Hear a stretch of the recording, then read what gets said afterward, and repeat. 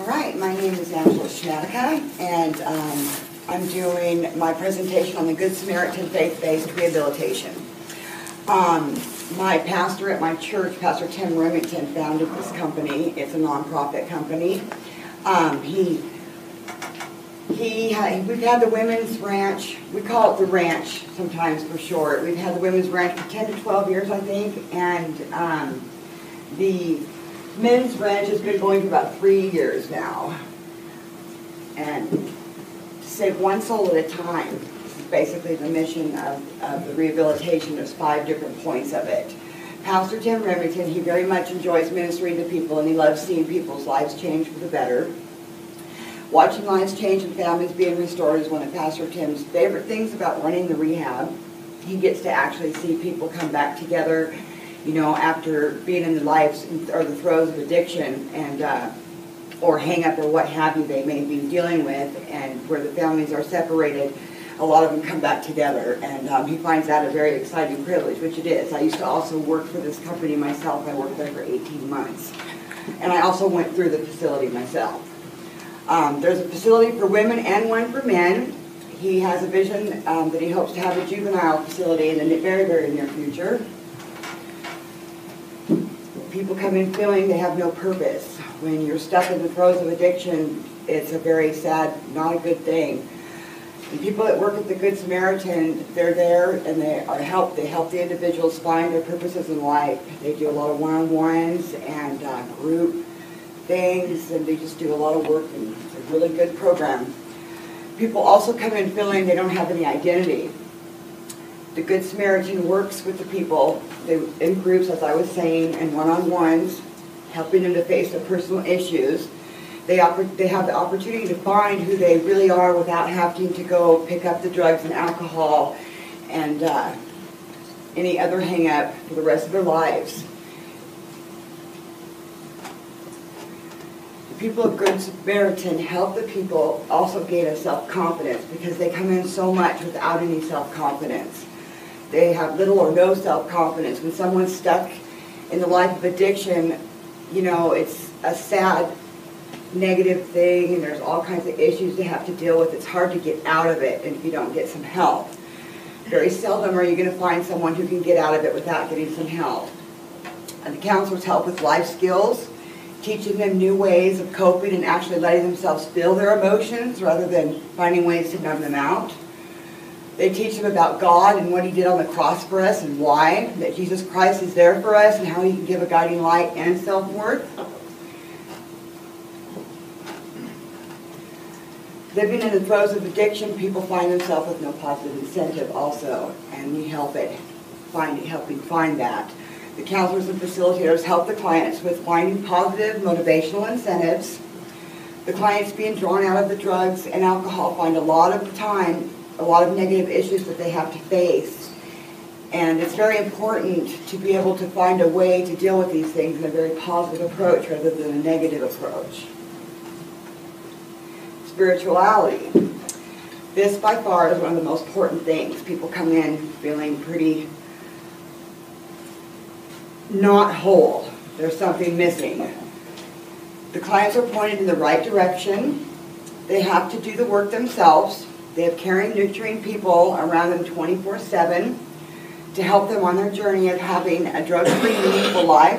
All they have to do is to want it and to be willing to work for it. And the Good Samaritan, there's a goodsamrehab.org. You can get on there and find out more information. I did pass out those pamphlets. And the card is the Altar Church. Pastor Tim Remington is the pastor of the Altar, and he is the founder of the Good Samaritan. So it's kind of linked, but not, because churches don't like to be, sometimes the church does politics, and they don't want to be too connected to it. But there's a lot of people in the church that help in the facilities, and a lot of people in the church have gone through the facility and been able to find that God is a very nice way to get out of the throes of addiction, and without Him it's almost impossible. I mean, you could try any other way you want. Personally, myself, every time I've walked away from the Lord, I have fallen. And if I'm walking with God and reading my Bible, Not to be pushing it or nothing, but a little bit, sure, because it makes you happy. He's there for you, and without him, I wouldn't be clean today and have my family together in school. Any questions?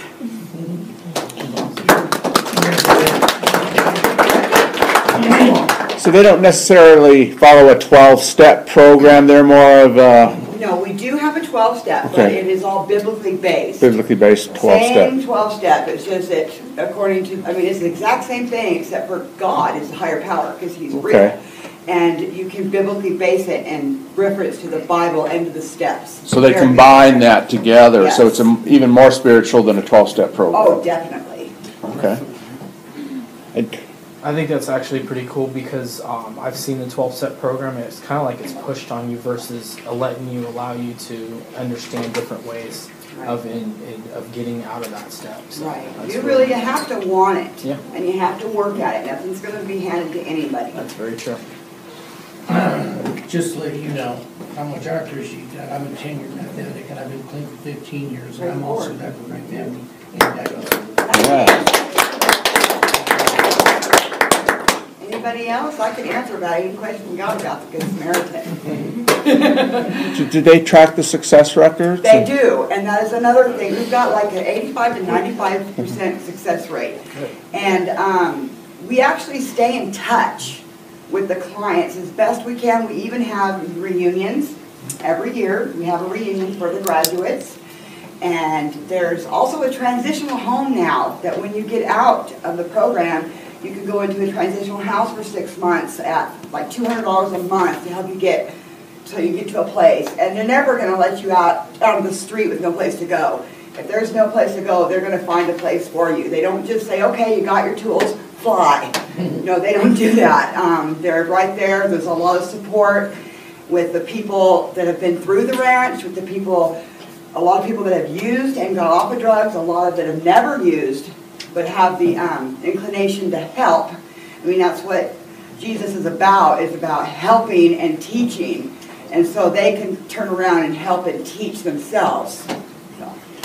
And the funding comes from what? Just donations? Well, no, there is a funding that costs to come into the ranch. Okay. It's like $2,500. It's a 120-day program.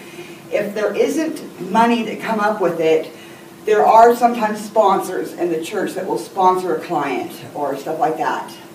But Okay. yeah, all the money just goes to take care of what goes on because it's a 24/7 operation for 120 days. For the women, the first 30 days are in the facility, which is a little house. They call it the ranch. It's just a ranch-style house. And there's about 8 girls. 8 is the maximum they can fit it there at one time. And after they finish that part, they go into a mentor home, which is a family where they can learn how a functional family, you know, works and that it can be done, and they're a part of the family. And the men's facility, they stay in their facility. I don't know a whole bunch about the men's, but you can get online and find out anything you want. They stay in theirs for 60 days. There's the 60-day program, and they don't go into a mentor home. I'm sure we're working at getting that. It's hard to find mentor homes because it's a lot of sacrifice. One of these days I would like to be a mentor home as soon as I'm able to get into a bigger home. My husband and myself, we would love to do it, but we just don't have the room right now. And it's just a great program.